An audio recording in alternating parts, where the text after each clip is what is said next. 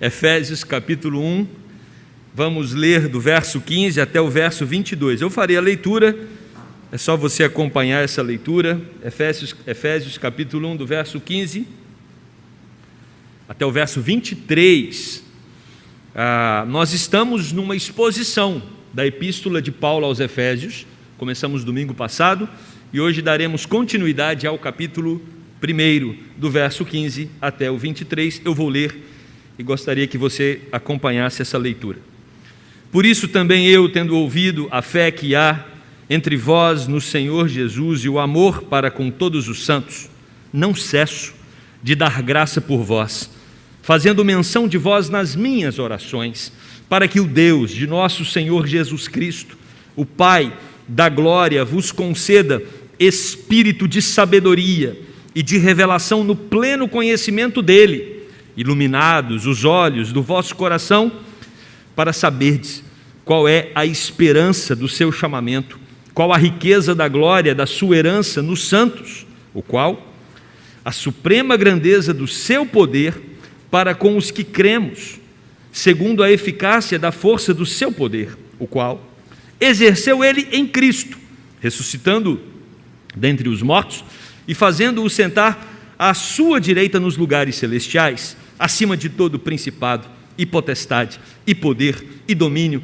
e de todo nome que se possa referir, não só no presente século, mas também no vindouro. E pôs todas as coisas debaixo dos pés e, para ser o cabeça sobre todas as coisas, o deu à igreja, a qual é o seu corpo, a plenitude daquele que a tudo enche em todas as coisas. Amém. Vamos orar.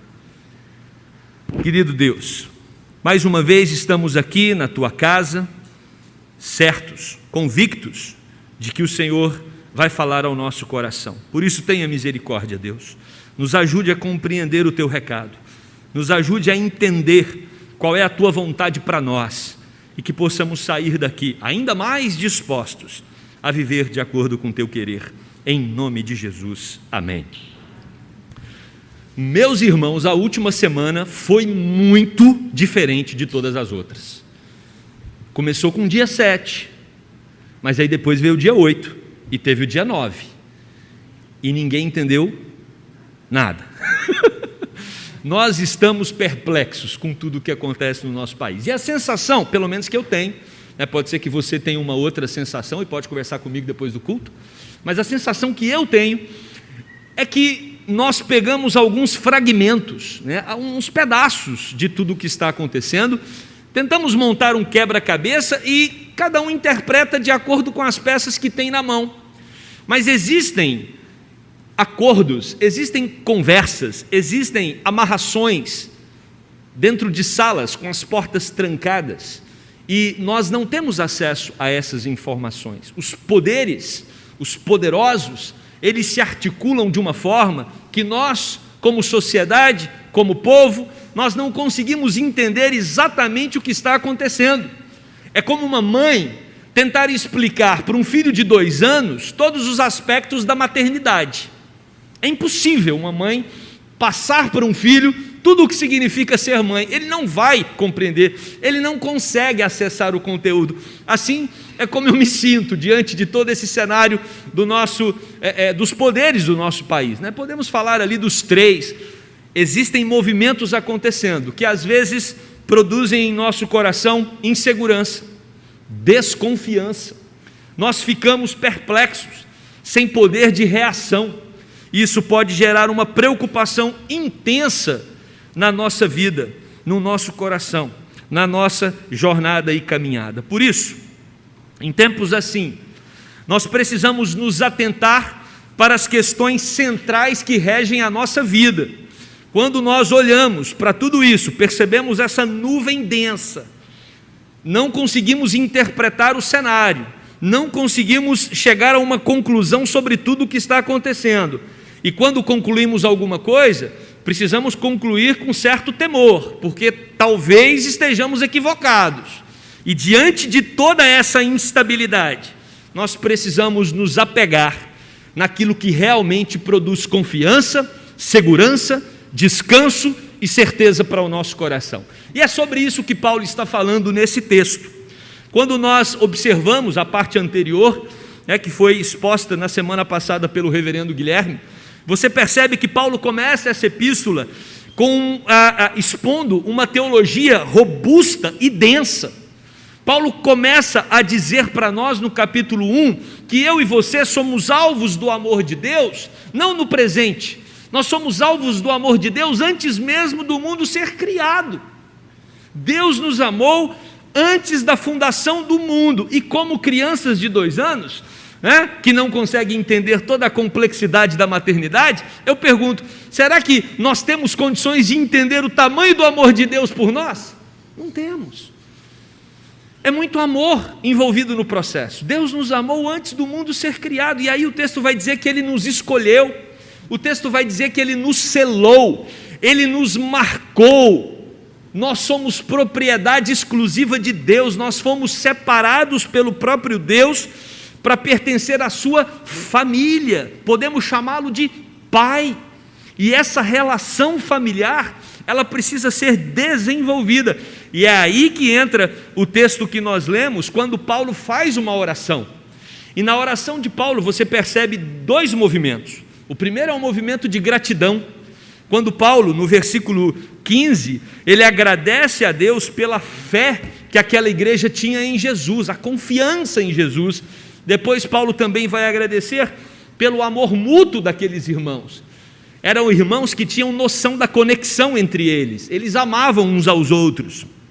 E aí, depois de fazer essa oração de gratidão, vem uma sequência de petições.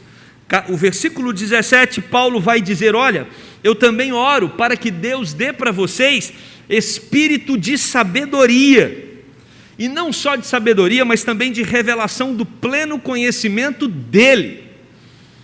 Esse é o objetivo da nossa vida, recebermos da sabedoria de Cristo, conhecermos a Cristo, nos envolvermos com Ele, amá-lo sobre todas as coisas. Esse processo é um processo de crescimento. A oração de Paulo é para que aquela igreja tivesse maturidade. Quando eu sei que estou num processo de maturidade, quando eu amo a Deus e as suas coisas mais do que tudo aquilo que está ao meu redor.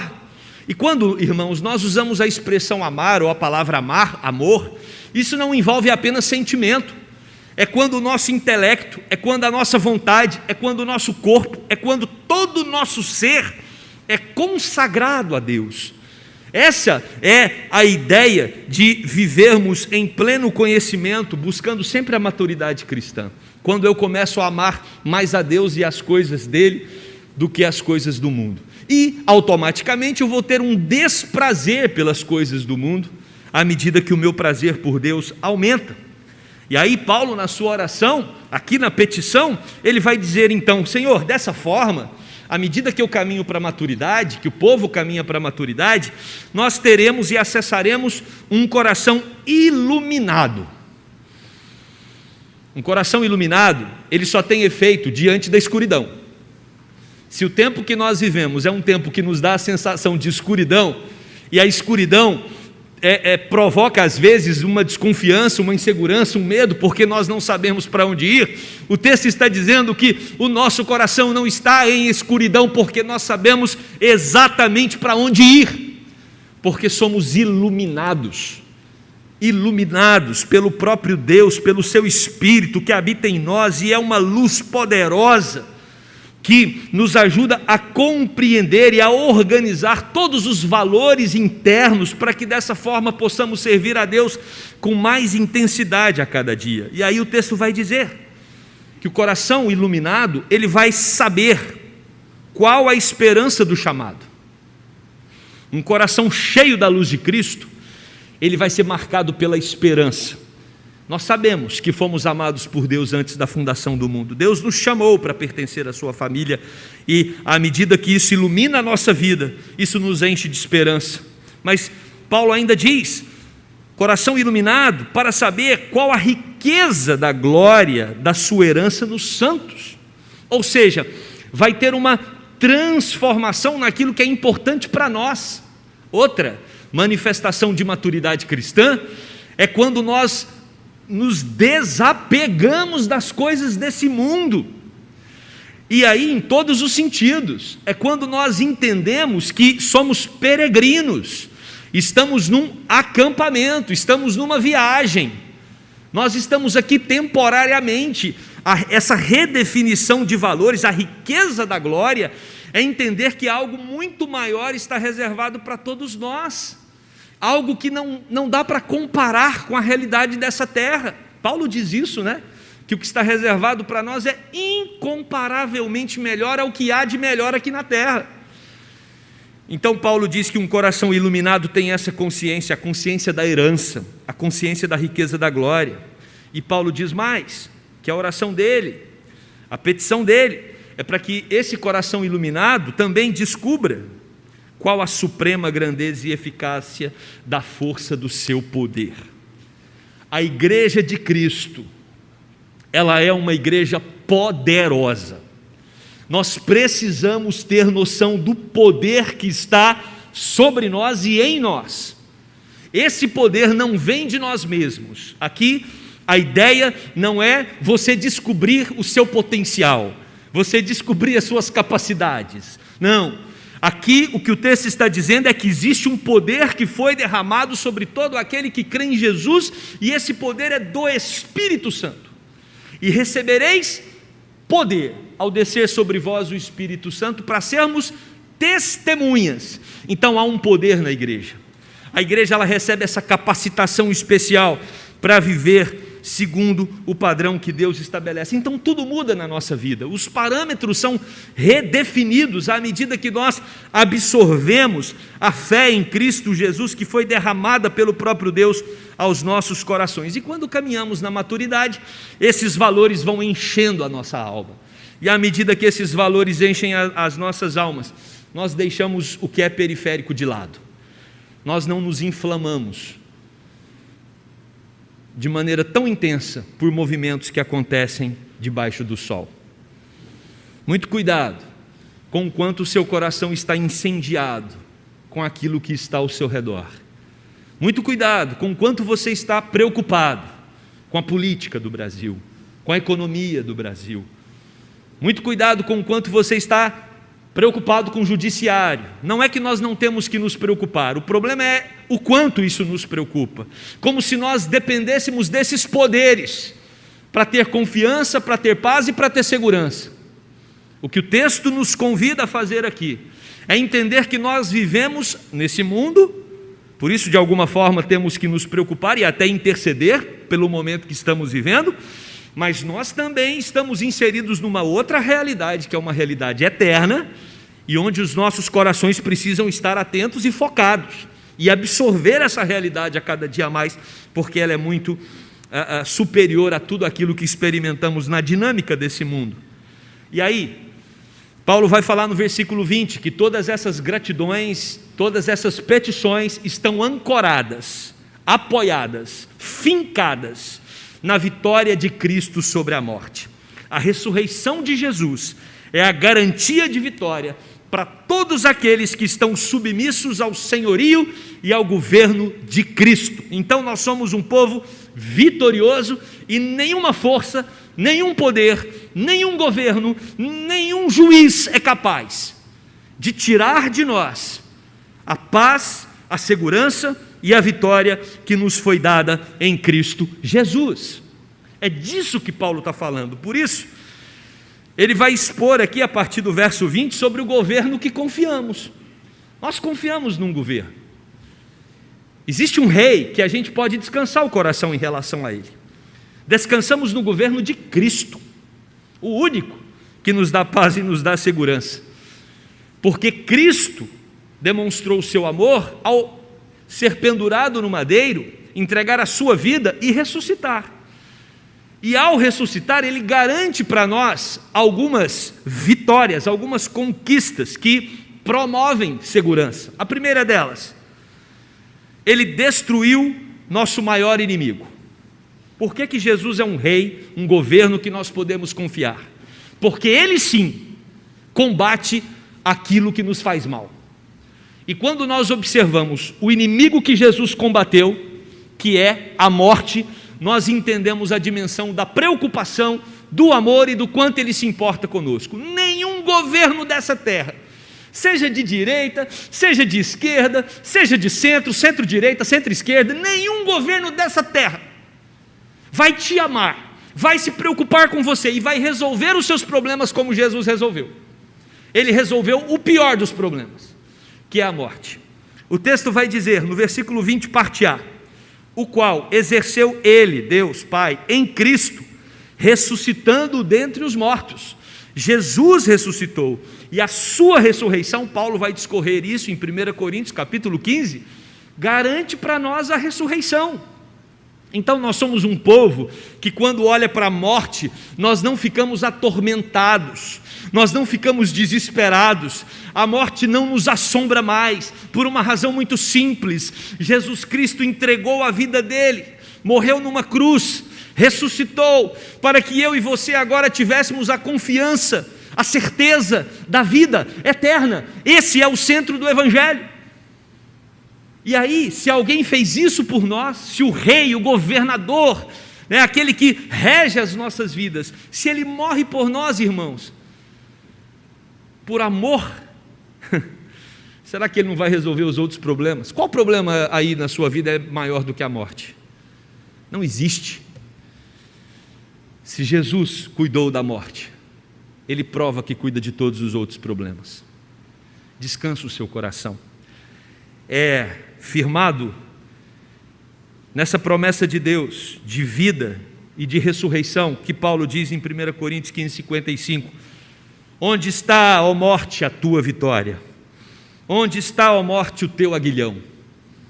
Cristo ressuscitou, e se Ele ressuscitou, como também Paulo diz, Ele é a primícia, todos nós ressuscitaremos. Descansa o seu coração, você pertence a um povo que viverá por toda eternidade. Nós não temos as nossas esperanças todas depositadas nesse mundo, nessa realidade que estamos vivenciando. Nós pertencemos a uma outra realidade, a uma realidade superior, que foi conquistada pela ressurreição de Cristo. Podemos confiar no governo dele, porque ele venceu a morte, e não só venceu a morte, mas ele está assentado à direita de Deus Pai.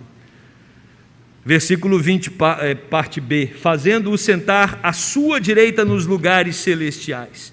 Apocalipse 21, 5 vai dizer, e aquele que está assentado no trono disse, eis que faço novas todas as coisas, e acrescentou, escreve, porque estas palavras são fiéis e verdadeiras. Ah, meus irmãos, quanta carência nós temos de um governo fiel e verdadeiro.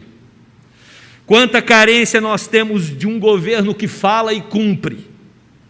Quanta carência nós temos de alguém que, quando faz uma aliança com seu povo, pode dizer, como Deus disse para Abraão lá em Gênesis, Abraão, a minha aliança com você e com o meu povo é uma aliança perpétua. Um Deus que não muda, um Deus que não tem uma opinião hoje e outra amanhã. Esse Deus, esse Senhor, esse Cristo, nele sim nós podemos confiar. E eu queria que você saísse daqui hoje com isso na mente. Nós não estamos desgovernados, nós não estamos cambaleando de um lado para o outro sem saber no que crer, no que confiar. Muito pelo contrário, nós temos um Senhor, nós estamos submissos a um governo, aonde o Rei dos Reis, Senhor dos Senhores, está sentado num grande e sublime trono, e Ele é fiel, e Ele é verdadeiro, e Ele cumpre as suas promessas. Descansa o seu coração nessa verdade.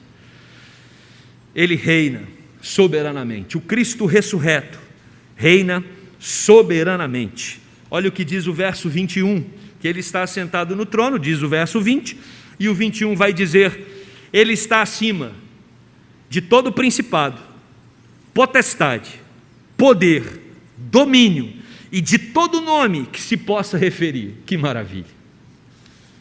Todos os governos do mundo se tornam fagulhas, se tornam poeira, diante do governo soberano de Jesus. E não só os governos do mundo, mas também os anjos bons e maus, todos eles se curvam diante do grande e poderoso Rei. Olha o que Calvino diz ao comentar esse texto: todas as glórias dos homens e dos anjos, colocadas em seu devido lugar, abrem caminho para a glória de Cristo. Todo poder se curva diante do poder do nosso Senhor e Salvador Jesus Cristo. Ele é o soberano. Sobre todos os poderes Ele está assentado. Bom, se eu creio nisso, se você crê nisso, nós não temos outra saída. Precisamos parar de tentar encaixar as peças que às vezes geram um desgaste na gente, um cansaço, e confiar mais, e crer que Deus está à frente, governando esse país.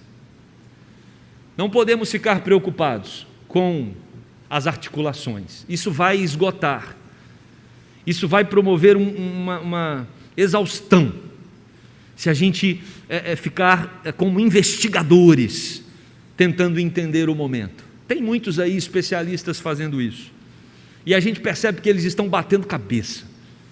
Se eles especialistas estão perdidos, o que dirá de nós? Quando nós olhamos para tudo o que acontece nesse mundo, nós podemos estar preocupados com muitas coisas, com a economia, podemos estar preocupados com a eleição de 2022, podemos estar preocupados com esse judiciário, podemos também olhar para aquele parlamento e ficar confusos, mas eu quero dizer para você, acima de tudo isso, Jesus reina, e eu e você precisamos descansar no reinado dele. Não importa para nós quem vai ganhar 2022, não importa, porque quem ganhar, ganhou com a permissão de Cristo, para juízo dessa nação ou para a bênção dessa nação. Não somos nós, com o nosso cálculo, que vai dizer qual é o melhor. Podemos até fazer o cálculo na hora de votar, o seu voto, faça o cálculo para o seu voto. Mas quando nós pensamos no macro, nós não temos condições de fazer um cálculo preciso. Precisamos confiar no Rei dos Reis, no Senhor dos Senhores, e descansar na sua soberania. Lembrando, o Brasil não vai se tornar um céu. Tem muita gente tentando, ou acreditando que um ou outro governo vai fazer desse país aqui o céu. Ah não, se tal governo ficar, ou se o outro entrar, aí vai ficar bom. Irmão, já tem 500 anos. Só de Brasil, né? Não estou nem falando da história da humanidade.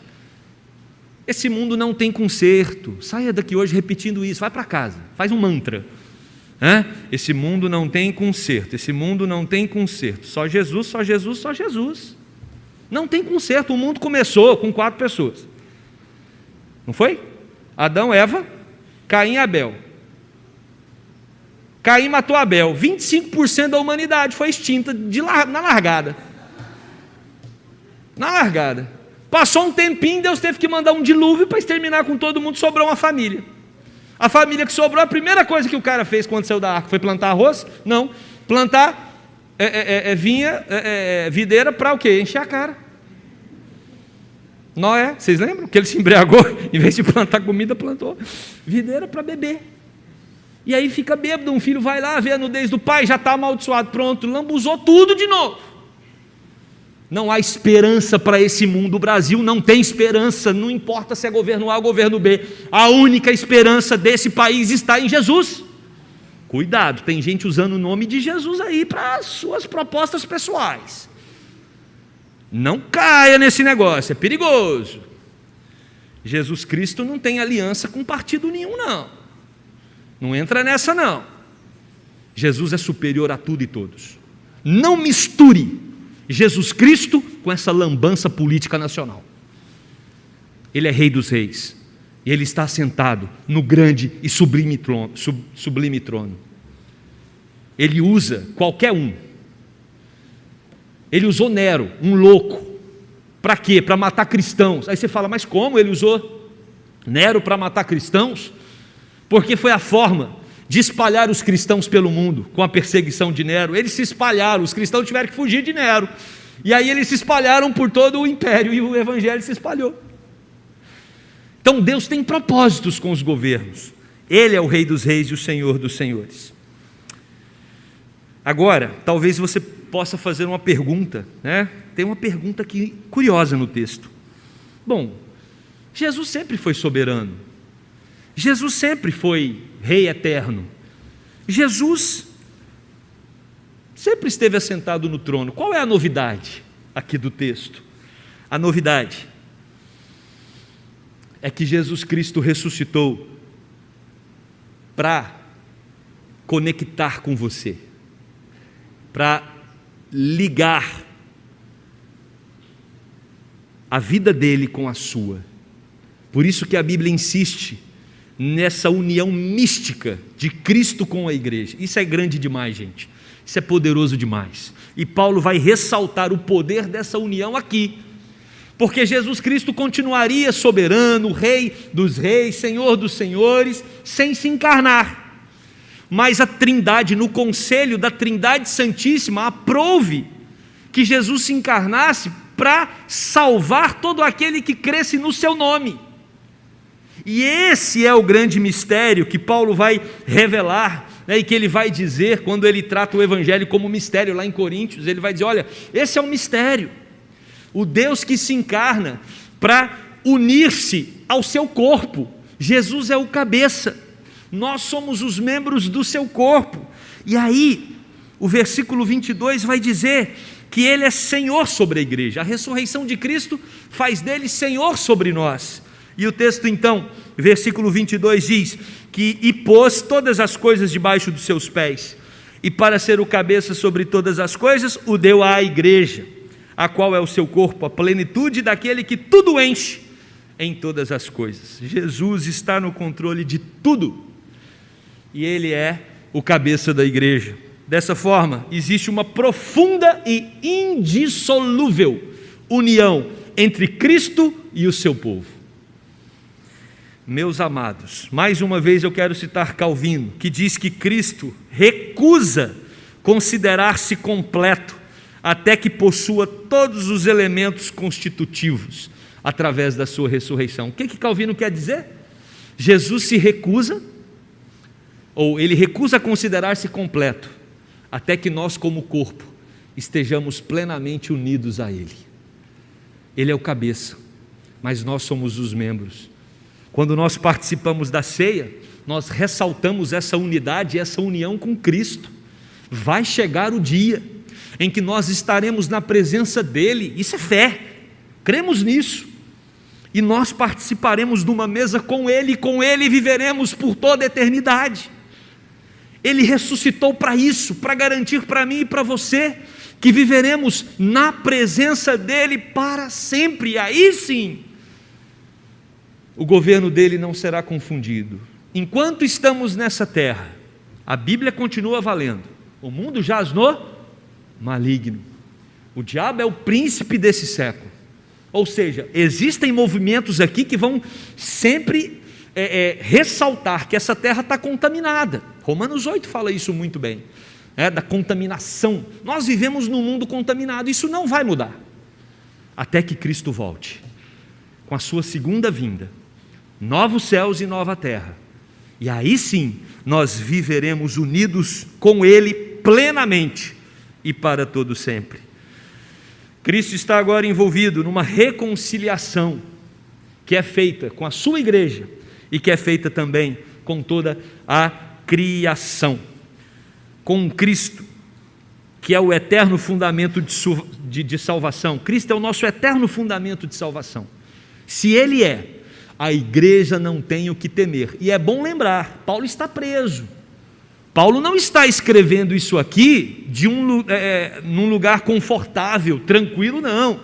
Ele está enfrentando os poderes do seu tempo. Os poderes do seu tempo estão ameaçando a sua vida. Mas mesmo naquela prisão, mesmo com religiosos o perseguindo, mesmo com o império também o perseguindo, Paulo está tranquilo, porque ele sabe que quem reina sobre tudo e sobre todos é Jesus Cristo. A sua esperança será alcançada, sua herança plenamente desfrutada. Confie nisso. O dia chegará em que o cabeça estará plenamente integrado com o corpo. Quero concluir esse sermão dizendo que não tem problema você pegar aí as suas poucas peças do quebra-cabeça e ter uma interpretação sobre o que está acontecendo no mundo hoje. E digo mais, menos problema tem ainda se você pensa A e o seu filho pensa B. Não dê tanta importância. Tem gente que está sem conversar dentro da família, porque um é a favor da manifestação do dia tal e o outro é a favor da manifestação do dia tal. Tem gente saindo do grupo da família, porque discorda, não deixa ficar desse tamanho, não deixa ficar desse tamanho. Quem reina sobre nós é Jesus Cristo, e Jesus Cristo não provoca divisão, e sim união. Coloque as coisas no devido lugar, não tem problema nenhum você entender com as peças que você tem do quebra-cabeça que tal saída seria melhor, ou a outra saída seria melhor, não tem problema você entender isso, mas isso tem que estar no seu devido lugar. Não pode ser o centro, não pode ser o que movimenta, inflama o nosso coração. Nosso coração precisa estar inflamado pela ressurreição de Cristo e tudo aquilo que ela proporcionou para nós: a vitória, a vida eterna, o senhorio de Jesus, o governo dele que está assentado no grande e sublime trono. Tudo isso é muito mais importante para nós do que os movimentos que acontecem nessa terra. Canalize a sua energia psíquica, emocional e física na sua única esperança, Jesus Cristo. Ele governa sobre os governantes, Ele governa sobre os juízes, Ele governa sobre o parlamento, Ele governa sobre tudo e sobre todos. Confie nele. Ele morreu, Ele ressuscitou, Ele te ama e Ele está pronto para cuidar de você hoje. Basta você descansar, basta você ter segurança. Nada sai do controle de Jesus Cristo. Ele é fiel, Ele é verdadeiro. Descanse nele, porque é Ele quem cuida de nós. Amém? Vamos orar.